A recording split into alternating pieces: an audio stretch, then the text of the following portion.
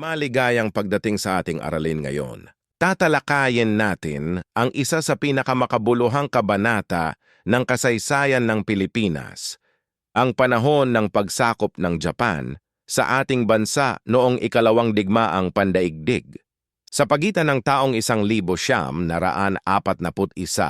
at 1945, nakaranas ang bawat Pilipino ng matinding pagbabago sa kanilang pang-araw-araw na buhay. Ang mga pangyayaring ito ay hindi lamang basta mga salaysay ng digmaan, ay may taway si mga kwento ng tapang, pagdurusa, pag-asa at katatagan ng isang bayang naharap sa isa sa pinakamadilim na panahon ng kanyang kasaysayan. Ang pag-aaral nito ay mahalaga upang maunawaan natin kung sino tayo bilang isang bansa at kung paano tayo lumaban para sa ating kalayaan at dignidad. Kaya naman, simulan na natin ang ating paglalakbay sa kasaysayan. Bago sumapit ang digmaan, ang Pilipinas ay nasa katayuan ng isang Commonwealth sa ilalim ng pamamahala ng Estados Unidos. Noong 1935, itinatag ang Commonwealth of the Philippines at si Manuel L. Quezon ang naging unang presidente nito.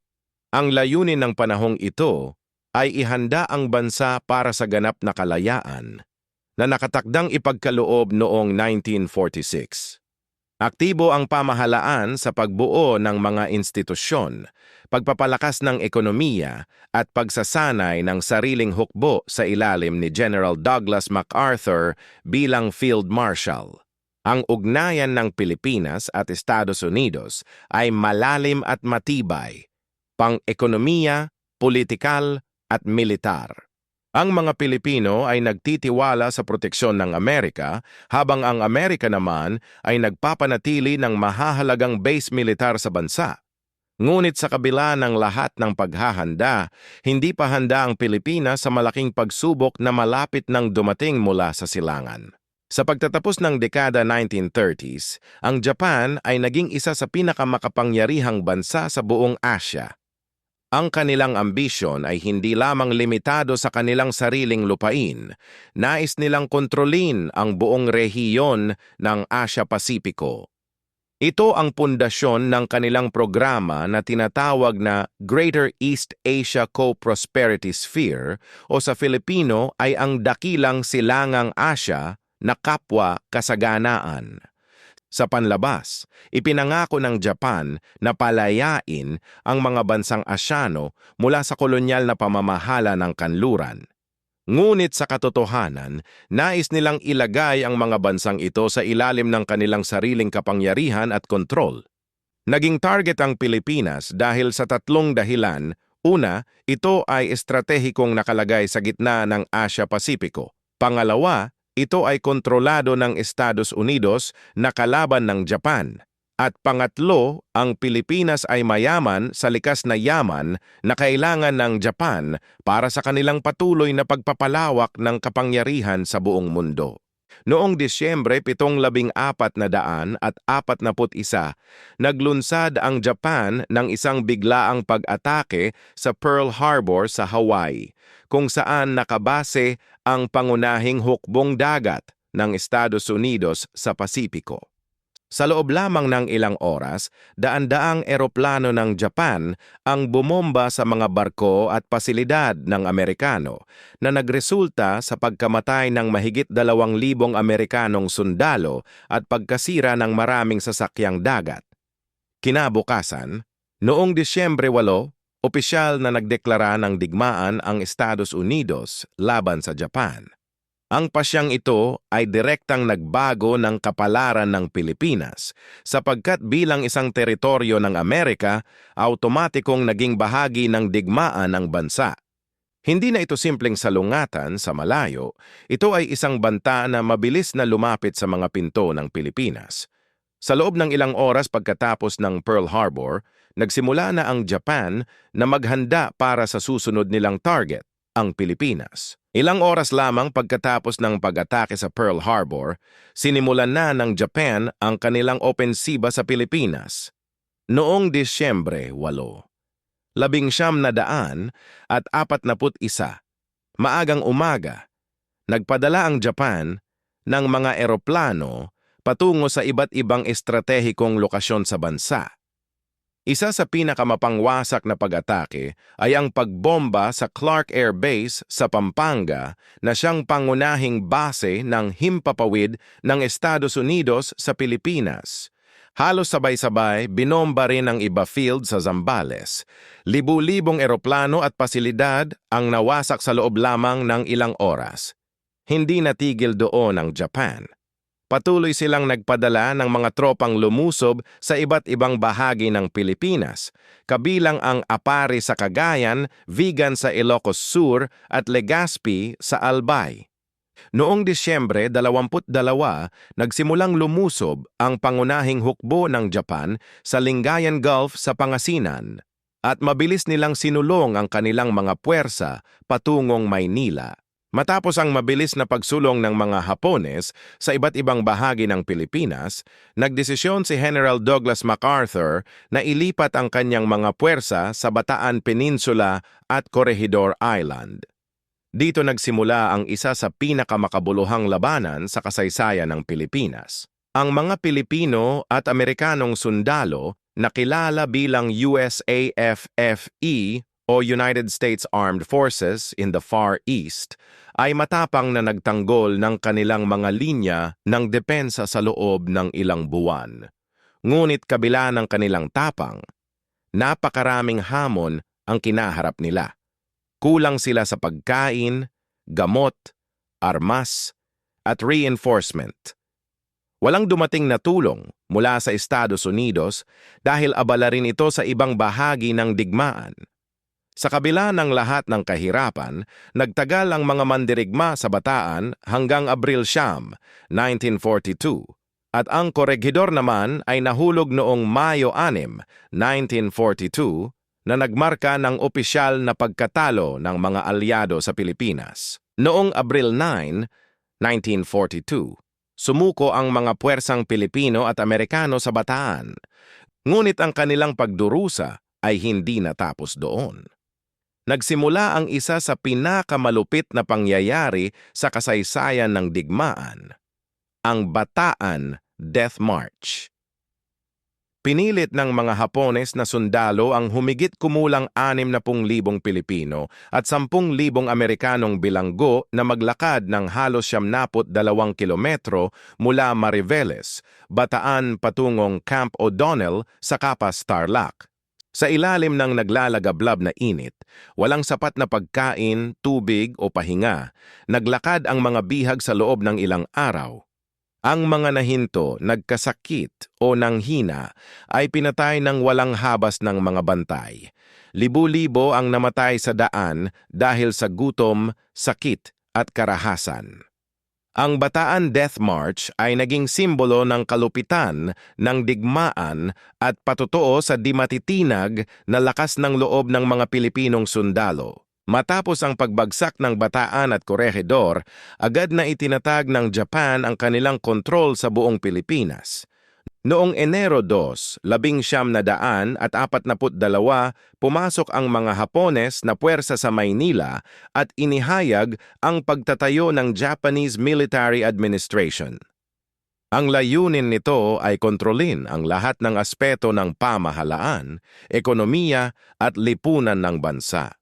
Upang magbigay ng hitsura ng lehitimong pamamahala, nilikha ng mga Hapones ang Philippine Executive Commission noong Enero 2, 1942 na pinamunuan ni Jorge Vargas. Ito ay isang katawan ng mga Pilipinong opisyal na nagsilbing tulay sa pagitan ng mga mananakop at ng mamamayan. Kalaunan, noong Oktubre 14, 1943, iprinoklamasyon ang Segunda Republika ng Pilipinas na may Jose P. Laurel bilang Pangulo. Bagaman may anyo ng kalayaan, ang republikang ito ay lubos na nasa ilalim ng kontrol at impluwensya ng Imperial Japan. Sa ilalim ng Hapones na pananakop, ang pang-araw-araw na buhay ng mga Pilipino ay naging puno ng kahirapan at takot. Ang ekonomiya ay bumagsak at ang gutom ay naging karaniwang kalagayan sa maraming pamilya. Ang mga Hapones ay nagpataw ng sapilitang paggawa na tinatawag na Romusha, kung saan pinilit ang mga lalaki na magtayo ng mga infrastruktura para sa kapakanan ng digmaan. Ang propaganda ay laganap sa lahat ng dako, sa mga pahayagan, radyo at paaralan. Binago ng mga Hapones ang sistema ng edukasyon upang itanim ang kulturang Asyano at alisin ang impluensya ng Amerika. Ang wikang Nihongo ay itinuro sa mga paaralan at ang paggamit ng Ingles ay pinigilan. Ang mga pelikula, musika at sining ay kinontrol upang itaguyod ang ideolohiya ng Japan. Sa kabila ng lahat ng ito, ang diwa ng paglaban ng mga Pilipino ay hindi kailanman namatay sa loob ng kanilang mga puso. Kahit sa gitna ng matinding pananakop, hindi sumuko ang diwa ng mga Pilipino. Sa iba't ibang sulok ng bansa, nagtatag ang mga Pilipino ng organisadong pagtutol laban sa mga Hapones. Ang mga gerilyang grupo ay aktibong nagpapatakbo sa iba't ibang probinsya, mula Luzon hanggang Visayas at Mindanao, na nagbibigay ng impormasyon sa mga aliado at naglulunsad ng lihim na atake laban sa mga kaaway. Sa gitnang Luzon naman, itinatag ang Hukbalahap o Hukbo ng Bayan laban sa Hapon. Noong 1942, binubuo ito pangunahin ng mga magsasaka at manggagawa na pinamunuan ng mga lider tulad ni Luis Taruc. Ginamit nila ang kanilang kaalaman sa lupain upang makipaglaban ng lihim at epektibo. Ang mga gerilya ay nagpanatili ng linya ng komunikasyon sa mga Amerikanong puwersa at nagbigay ng pag-asa sa mga Pilipinong naghihintay ng kalayaan. Ang kanilang tapang ay patunay ng hindi matitinag na pagmamahal sa bayan. Bukod sa pakikipaglaban sa mga gerilya, ang mga Hapones ay kilala rin sa kanilang walang habas na karahasan laban sa mga sibilyan. Isa sa pinakakilalang halimbawa ay ang masaker sa Lipa at iba pang mga lugar sa Batangas kung saan pinatay ang libu-libong inosenteng mamamayan ng walang anumang dahilan. Ginamit ng mga Hapones ang torture bilang paraan ng pagkuha ng impormasyon mula sa mga suspetsang gerilya at sa sino mang lumalaban sa kanilang kapangyarihan. Ngunit isa sa pinakamasakit na bahagi ng kasaysayang ito ay ang paggamit ng mga kababaihang Pilipino bilang tinatawag na comfort women. Pinilit silang maglingkod sa mga Hapones na sundalo na nagdulot ng matinding trauma at kahihiyan. Ang mga biktima ay nanatiling tahimik sa loob ng maraming taon dahil sa takot at hiya. Ang mga krimen na ito ay patunay ng walang kapantay na kalupitan ng digmaan at nagsilbing malalim na sugat sa puso ng bawat Pilipino.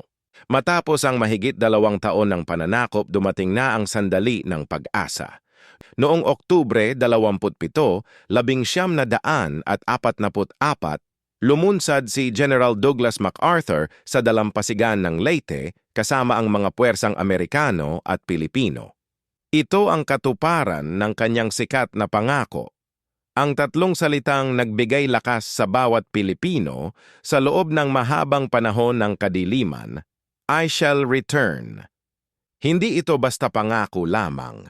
Ito ay simbolo ng kalayaan at pag-asa para sa isang bansang nagdurusa. Ang paglapag sa Leyte ay bahagi ng malawak na operasyong militar na kilala bilang Operation King II na layunin ay bawiin ang buong kapuluan mula sa mga Hapones. Kasabay nito, naganap ang isa sa pinakamalaking labanan sa dagat sa kasaysayan, ang Battle of Leyte Gulf.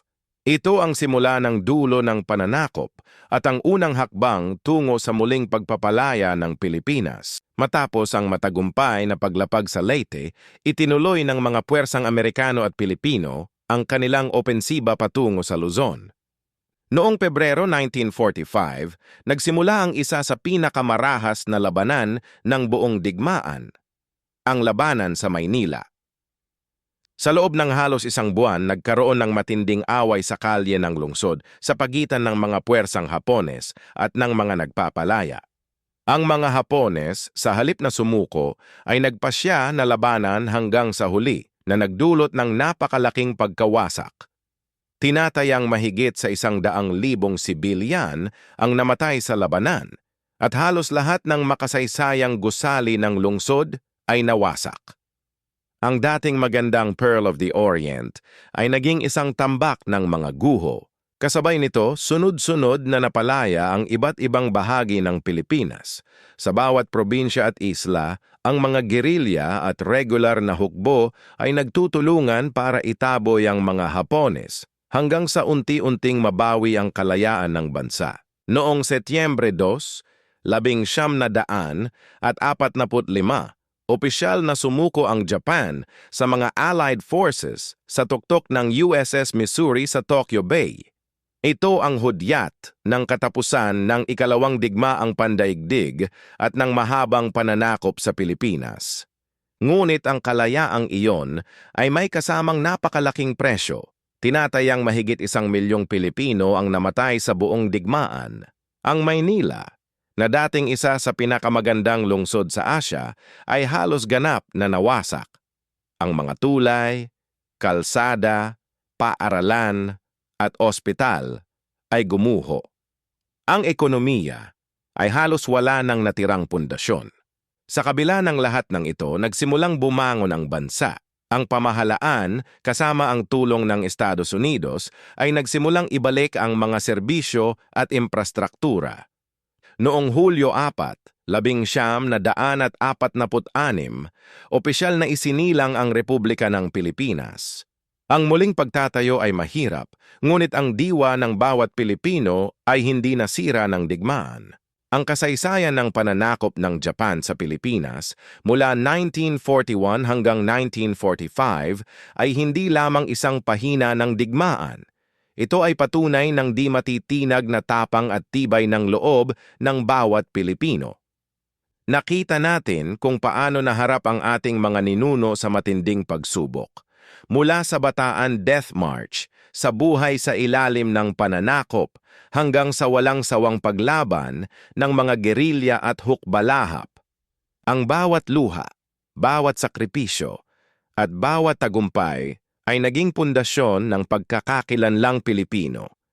Hindi tayo dapat lumimot sa mga aral ng nakaraan, sapagkat ang pag-alala sa kasaysayan ang nagbibigay sa atin ng lakas na harapin ang mga hamon ng kinabukasan. Ang Pilipinas ay muling itinayo mula sa abo ng digmaan at ito ay patunay na ang bansang ito ay palaging babangon. Maraming salamat sa inyong pakikinig.